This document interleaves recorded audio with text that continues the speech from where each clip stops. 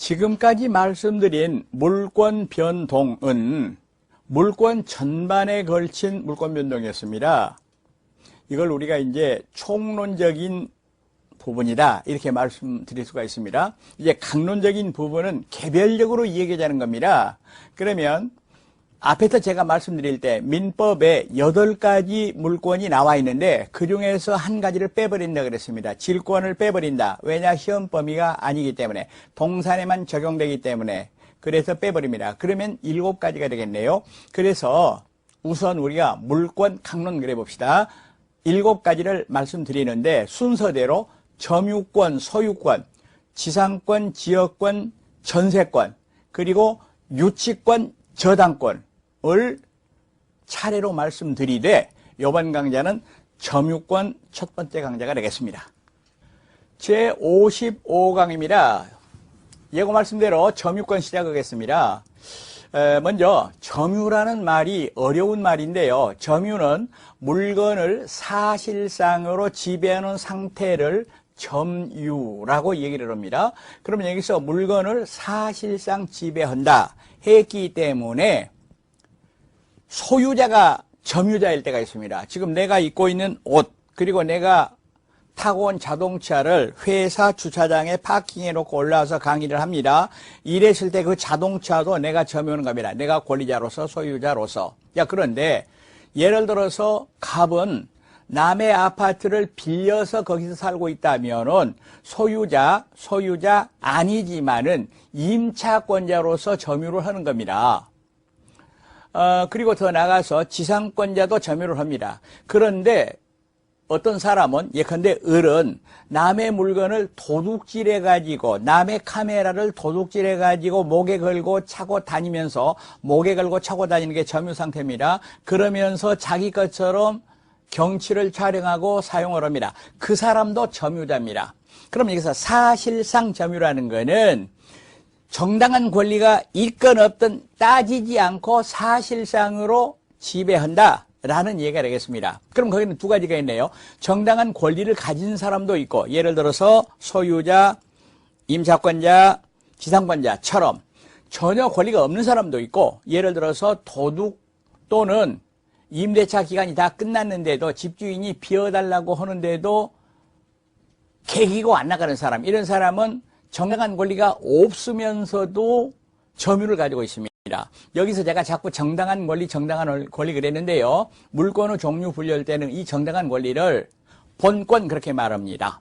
그런데 이 점유가 있으면 민법은 일종의 물권인 점유권을 인정을 해요. 점유, 이것이 그러니까 요건이고 점유권이 효과고 이렇게 우리가 얘기할 수가 있다는 얘기입니다. 그럼 이렇게 되겠네요. 도둑놈이 남의 물건을 훔쳐가지고 남의 카메라를 찍고 다닙니다. 그런데 예를 들어서 얘기할 때 제2의 도둑이 와서 그 카메라를 뺏으려고 그러면은 자기 거 아니니까 뺏길 수밖에 없냐. 그렇지 않습니다. 그 도둑하고 격투를 해가지고 물리칠 수가 있습니다. 이거를 점유보호 청구권이라고 말하는데 도둑의 점유는 정당한 점유가 아닌데도 불구하고 점유권이 인정된다는 얘기입니다. 다시 물건에 대한 사실상의 지배 점유를 법률 요건으로 해서 법률 효과가 생기게 돼 있는데 이런 제도를 전부 다 합쳐가지고 우리가 점유제도라고 얘기를 한다는 거죠. 그러면 점유권과 점유의 성립이랬는데요. 여기서 점유가 성립하면 그로부터 점유권이 생겨납니다. 즉 점유제도입니다. 이랬을 때 민법 규정을 보았더니 민법은 이렇게 정리를 하고 있습니다. 물건을 사실상으로 지배하는 그런 상태를 가리켜서 점유라고 하더라 입니다. 여기서 사실상 지배라는 것은 법률상 지배 아니다. 다시 말하면 본권이 있든지 없든지 상관없이 지배하는 경우가 될 것이다 이 말입니다. 그러나 여기서 사실상의 지배는 어느 정도의 계속성이 있어야 돼요. 계속성. 흔히 우리가 이렇게 말하죠. 공원에 가서 오후에 벤치에 앉아 있다. 그러면 벤치에 앉은 사람이 그 벤치의 점유자라고 볼 수 있는가? 그렇지 않다. 이런 얘기죠. 그런데 사실상의 지배, 이게 어느 정도 계속성이 있는가에 대하여 뭐 우리가 더 들어갈 필요는 없습니다만은 판례 하나를 우리가 얘기할 필요가 있습니다. 타인의 토지 위에 건물을 소유한 자는 그 토지의 점유자이다. 요 판례는 꼭 알으셔야 됩니다. 그러면 예를 들어서 갑의 땅이 있는데 을이 예를 들어서 임차권이나 지상권 없이 건물을 이렇게 지어가지고 있었다. 그 연유는 알 수가 없죠.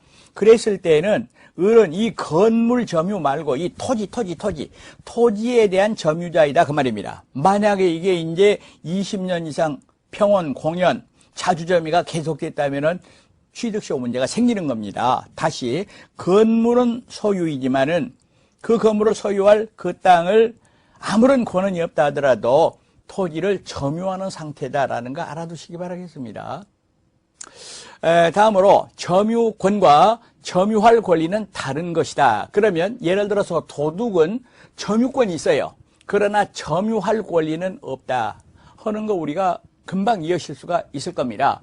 그러면 카메라를 잃어버린 사람은 점유권은 없어. 그러나 점유할 권리는 있어. 여기서 점유할 권리를 제가 본권 이렇게 얘기한다 그랬습니다.